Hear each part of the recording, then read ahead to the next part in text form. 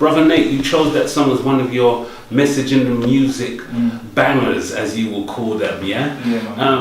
In that song, what line really stands out for you? There's so many, I love that tune so much, there's so many lines that stand up, but for you, which one is it? So many, man. Chronic comes in, he says you can't say you're hardcore if your core's not hard. It's a line. But I think for me, definitely the hook. You can't claim the victory unless your heart's pure and your mind.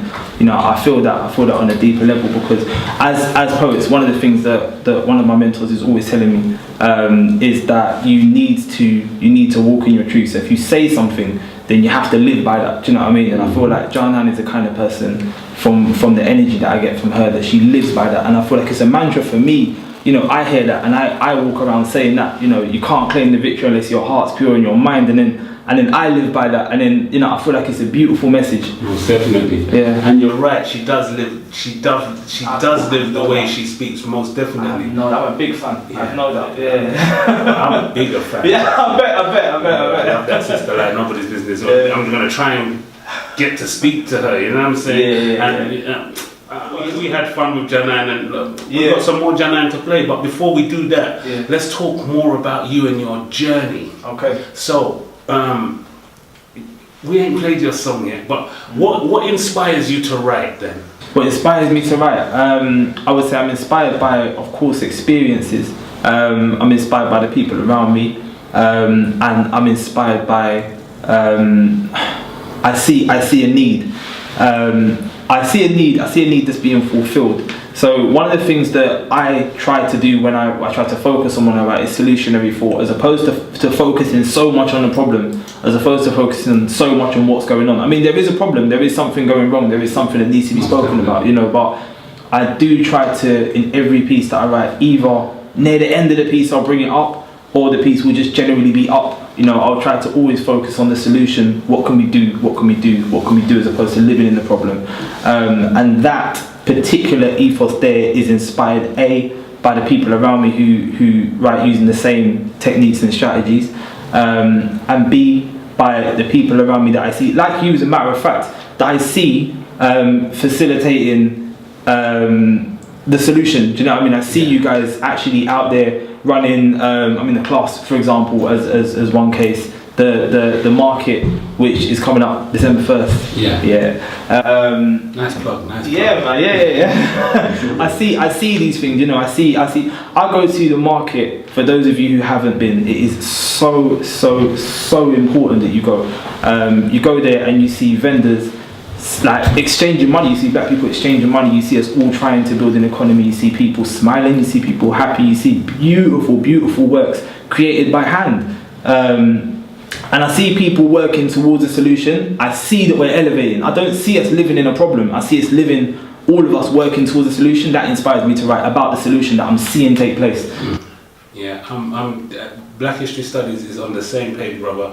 What we get, and it doesn't annoy us, it just makes us more determined to do what we're doing. We get people coming up and saying to us all the time, so why don't Black History Studies do this, and why don't Black History Studies do that? And our normal that's our normal response. Our normal response is, well, we're doing as much as we can with the resources that we have. Absolutely. If you feel there's a need and there is a place and there is a thing to be plugged and or a hole to be plugged or a service to be met, why don't you do it, brother? What's stopping you? Because we was in the same position that you was in, and we was asking the question, why isn't, well, we didn't say, why didn't these people been doing this? We said, why isn't this being done? So what we did is we moved forward and we went and done it. And that in terms of solutions, we come up to your next track. So I'm not going to say, I'm going to play the tune and then you're going to talk about it after. Yeah, man. The message is in the music family. So we're just looking at your tracks at the moment. So I think right now, I mean, we've got more Janan to play, but right now is a good time to play your track. Most definitely. Because people are saying, this Nate brother, he's there talking to me, and what's he got? What's he on? Well, family, if you've never heard him before, listen up. Back in the day, on times like this, we used to get our tape recorder and put it up to the thing and tape off the tune because the tune was that bad. No, you guys don't need to do that. Go online and download it. He's going to give you all of the links to do that in a minute in 5 minutes from now. But before we do that, we need to do this. The message is in the music, family. Listen. My name is Nate the Lyricist. Lend me your ears. I come to you today with a message from the ether. There's never been a better time to open a black-owned business. Our economic power is being abused by those around us. However, it is still our economic power. A nation can rise or fall on the basis of its economy alone. One of the key solutions to our oppression is more black vendors and more black spenders. If entrepreneurship is not your thing, just be sure that you buy black every chance you get. See, I've been spending more time alone, isolated, just me inside my dome. Quite creative, more time, grab the pen, micromate it, ink turns black and then I speak native. Tough times, see the ancestors restless, love rhymes, so I'm blessed on their guest list. They called me to hear and digest it, sent me back to you with their message. Involved in this fight for too long now, kinfolk, I see where we went wrong. Wow, we got the power of 6, that's family. We gotta help them get where we plan to be. Buy black or buy black, I speak candidly. Buy black, I like that, it works tangibly. So I take the message and spread it. Think I'll stop before you get it, forget it. T-shirts bought from a black owned store, whole books written by black doctors. Juice stand right across the street. Me I see bare black entrepreneurs. Black owned Tesco, I don't see it. Petrol, let's go, we both need it. Now I see Fenty, open some doors. Guess there's plenty, room for some more. I work 9 to 5 and then go home 5 to 9. I will grind like dentures, might spend time on a rhyme. My pen just sending my mind on divine adventures. Eyes roll back, realize I'm senseless. Eyes roll back, realign consensus. Took a line from the right ancestors. Why hold back, be alive, contentious. I ain't new, you can't assume. Me, I wrote bars with 2 on a moon. We would count stars, zoo up the room. Clap for the flow that flew past the fumes. 18th dynasty was kinda weird. Asian migrants round this time appeared. Filled my time with peace cause I was feared. That's why I believe that I'm revered. Tut had flow so a man try follow. Flick through the pads, see what man might borrow. Spar with a king and you might feel hollow. Told him about UK and our sorrow. Told him how the police snap when your skin's black. Told him how we reached that, we were kidnapped. Told him how the whip cracked till they ditched that. Told him how I wish that we could swim back. It has to play right till the end. And this is no obsession. I have to send a big, massive shout out to Sister Kareen, locked in. Kareen the lyricist. Locked in. Kareen Latoya. Yeah, most definitely. Thank you for your vibrations there, sis. She says that tunes like this play in her house all the time. You get me? That's what it's all about. And obviously I know make sure my back is added to this Kareen, you know what I mean? Because when I come round for dinner, I want to hear them kind of tunes bumping on the thing. Tell your mum as well, when I come round for dinner, I want to hear them tunes bumping on the speaker and I'll be happy. Okay, somebody else has just come in and said, yup, that was heavy. I don't know who that is. Brother Lawrence. Brother Lawrence has got him shaking. Yeah, beautiful. Kareen said, are you talking about food? Because I'm always talking about food, Kareen. It's all good. So brother, yeah. The message speaks for itself, but you need to speak a little bit more about it, the inspiration, where it came from, etc, etc. I've got a few questions to ask you, so we're going to start with that one. Go ahead. Sure. So once again, I would say a heavy part of that inspiration come from your Black Market and Film Festival, Mark. That was a heavy inspiration for that tune. Like I said, I saw a lot of people, a lot of vendors buying and selling, spending money, black people spending money with each other.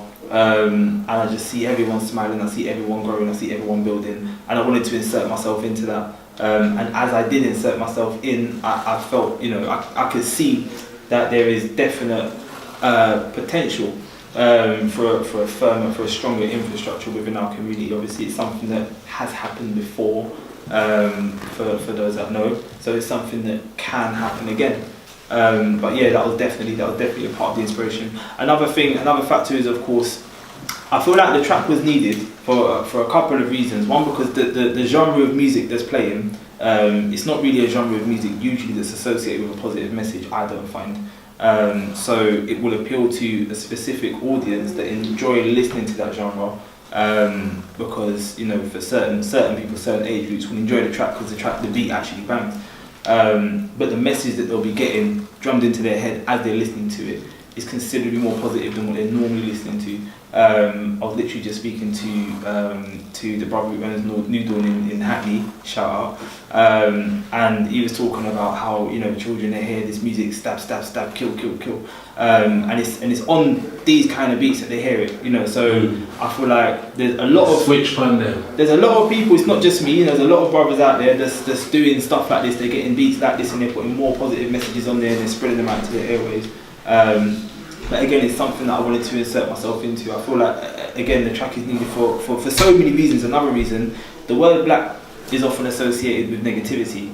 I mean, that's no secret. I'm sure everyone that's listening to your show probably knows that, you know, black bull, black sheep, black this, black that, you know, black is generally negative. So when you think about how that paradigm affects a black business, it can only be negative. Do you know what I mean? Like, black businesses will have to overcome that particular stereotype. The word black being associated with anything drums deep into your subconscious the thought of negativity. So when you say a black business, you're going to think bad. And